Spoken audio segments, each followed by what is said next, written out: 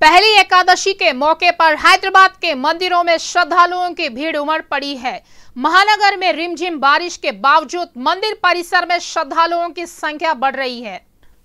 वनस्थलीपुरम में श्री पद्मावती सहित श्री वेंकटेश्वर स्वामी देवस्थानम में भक्तों की कतार लगी है। वे स्वामी के दर्शन कर अपनी मन्नतें पूरी कर ले रहे हैं। सुदर्शन यज्ञ का आयोजन मंदिर ट्रस्टी के तत्वावधान में किया गया है।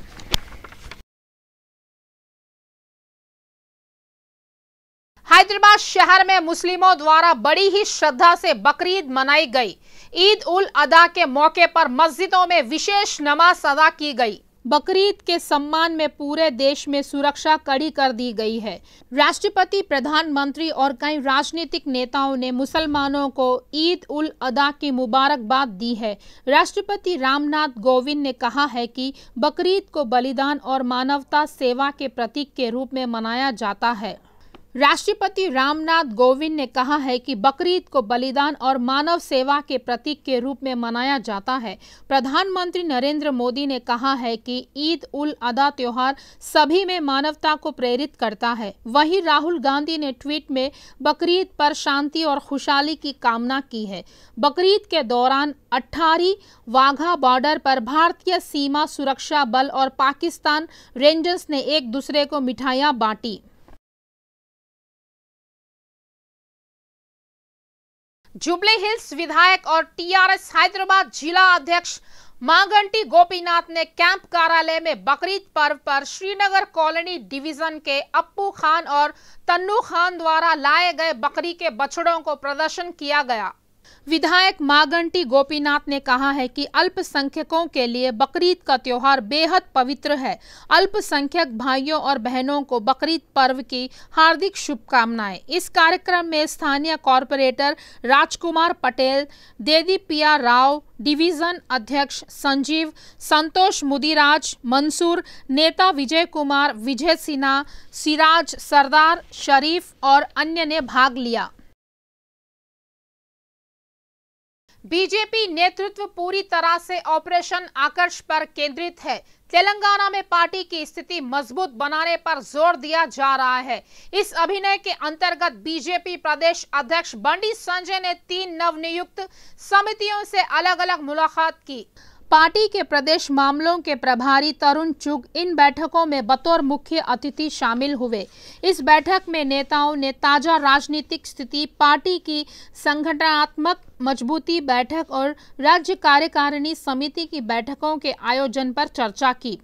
पहली राज्य कोर कमेटी की बैठक आयोजित की गई। राज्य नेतृत्व हाल ही में हैदराबाद से 4 बीजेपी कॉरपोरेटर के टीआरएस में शामिल होने पर समन्वय समिति के साथ चर्चा करेंगे। यह भी बताया गया है कि वित्त समिति के साथ सार्वजनिक मुद्दों और टीआरएस की विफलताओं पर अध्ययन समिति के साथ बैठक हुई। सांसद अरविंद पहले ही सरकारी विफलताओं पर समिति के साथ बैठक कर चुके हैं। हालांकि बीजेपी नेताओं को लगता है कि उन्हें और अधिक मुद्दों पर ध्यान देना चाहिए और लोगों के बीच टीआरएस की कार स्पीड रोकने के उद्देश्य से आगे बढ़ना चाहिए।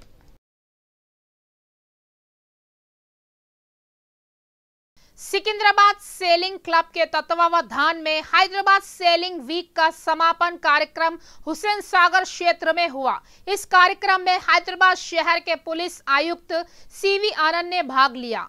खेल जीतने वाले खिलाड़ियों को पुरस्कार दिए गए। उन्होंने कहा है कि उनका जन्म और पालन पोषण हैदराबाद में हुआ। वह क्रिकेटर बनना चाहते थे, लेकिन किन्हीं कारणों से वह नहीं बन पाए। उन्होंने कहा है कि उन्हें खुशी है कि राष्ट्रीय स्तर पर नौकायान प्रतियोगिताएं होती है। इन प्रतियोगिताओं में चयनित खिलाड़ी भारतीय टीम में शामिल होकर ओलंपिक्स खेलना गर्व की बात है।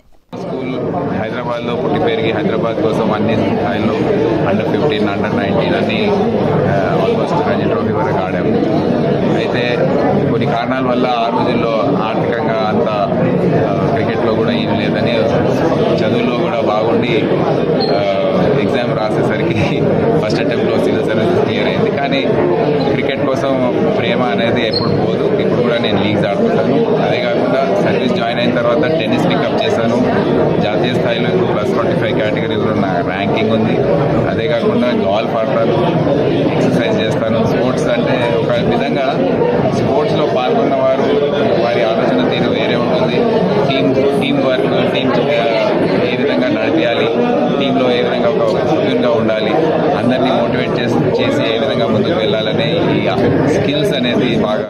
सेंट्रल कंज्यूमर प्रोटेक्शन अथॉरिटी ने कलेक्टरों को निर्देश दिया है कि वे होटल और रेस्टोरेंट द्वारा लगाए जाने वाले सर्विस चार्ज पर केंद्र की ओर से जारी दिशा निर्देशों को तुरंत लागू करें। निर्देशों में कहा गया है कि दिशा निर्देशों का व्यापक प्रचार प्रसार किया जाए। इस बाबत शनिवार को सभी राज्यों के सीएस को पत्र लिखा गया है। मालूम हो कि केंद्र ने इस महीने की 4 तारीख को होटल और रेस्टोरेंट में सर्विस चार्ज वसूले जाने की शिकायतों के आधार पर central consumer protection authority guidelines जारी की है। सीसीपीए ने इन गाइडलाइंस में कहा है कि सर्विस चार्ज अपने आप होटल और रेस्टोरेंट के ग्राहक के बिल में शामिल नहीं होना चाहिए और ग्राहकों को इसका भुगतान करने के लिए बाध्य नहीं किया जाना चाहिए।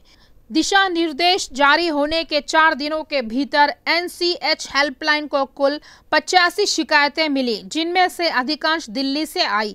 अगर होटल और रेस्टोरेंट संचालक केंद्र द्वारा लगाए गए नियमों को तोड़ते हैं और बिल में सर्विस चार्ज तोड़ते हैं तो ग्राहकों के पास शिकायत करने के कई तरीके होते हैं। पीड़ित राष्ट्रीय उपभोक्ता हेल्पलाइन 1915 पर कॉल कर शिकायत कर सकते हैं।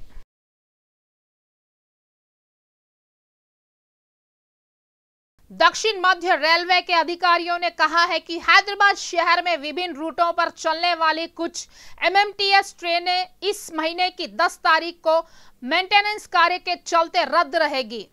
फलकनुमा लिंगमपल्ली मार्ग पर 6 ट्रेनें, लिंगमपल्ली फलकनुमा मार्ग पर 7, रामचंद्रपुरम और फलकनुमा के बीच 1 ट्रेन और हैदराबाद और लिंगमपल्ली के बीच 1 एमएमटीएस ट्रेन के रद्द होने की घोषणा अधिकारियों द्वारा दी गई है।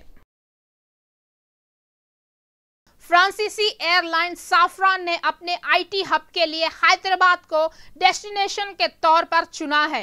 एयरक्राफ्ट इंजन और स्पेयर पार्ट्स की दुनिया की अग्रणी निर्माता होने के नाते इस कंपनी ने बदलते समय को देखते हुए डिजिटल सिस्टम के विकास पर जोर दिया है। डिजिट नाम के अंतरिम रूप में आईटी सेवाओं का विकास कर रही है। संगठन सीईओ ओलिवियर एंट्रीज ने अपनी हाल ही की हैदराबाद यात्रा के दौरान घोषणा की है कि यह केंद्र हैदराबाद में स्थापित किया जाएगा। उन्होंने कहा है कि वह 5 साल में 1000 आईटी विशेषज्ञों को नियुक्त करने की योजना बना रहे हैं। उन्होंने कहा है कि उन्होंने आईटी विशेषज्ञों की उपलब्धता के कारण भारत को अपने केंद्र के रूप में चुना है। हैदराबाद में पिछले 6 साल से हो रहे आईटी विकास को देखते हुए दुनिया की सभी प्रसिद्ध कंपनियों ने अपने केंद्र यहां स्थापित किए हैं। इसे देखते हुए इस कंपनी ने भी यहां पर केंद्र बनाने का फैसला किया है। कांग्रेस नेताओं ने एलबी नगर डीसीपी कार्यालय के सामने धरना दिया। उन्होंने महिला से दुष्कर्म करने वाले मारेडपल्ली के इंस्पेक्टर नागेश्वर राव की तत्काल गिरफ्तारी की मांग की है। पुलिस डिपार्टमेंट में उच्च अधिकारी के पद पर होना और ऐसी हरकतें करना शोचनीय है। इस तरह की घटनाओं से लोगों का पुलिस पर से विश्वास उठ जाता है। उन्होंने कहा है कि इस तरह की कई घटनाएं पूरे शहर में हो रही है और सरकार व पुलिस इस पर ध्यान नहीं दे रही है। उन्होंने चेतावनी भरे शब्दों में कहा है कि इंस्पेक्टर नागेश्वर राव को तत्काल गिरफ्तार किया जाए, अन्यथा बड़े पैमाने पर आंदोलन किया जाएगा। मेरचल जिला कंडाला कोया में निजी कॉलेज की छात्रा ने लापता होने की घटना देरी से उजागर हुई है। वार्षिनी नाम की छात्रा कॉलेज गई और घर नहीं लौटी। उसका करीबी रिश्तेदार मोहन रेड्डी उसे परीक्षा हेतु कॉलेज ले गया। बाद में वह यह कहकर कैंपस में वापस आई कि वह अपना आईडी कार्ड और मोबाइल घर पर भूल गई है। शाम को जब वह घर नहीं आई तो माता पिता ने यह सोचकर पुलिस से शिकायत की कि शायद किसी ने उसका अपहरण कर लिया है। इस बीच पुलिस ने पाया कि वार्षिनी का इंस्टाग्राम मुंबई में खुला था। स्पेशल टीम गठित कर पुलिस उसकी तलाश कर रही है। पुलिस ने उसके कैंपस में जाने के बाद उसके बाहर आने का सीसीटीवी फुटेज खंगाला है।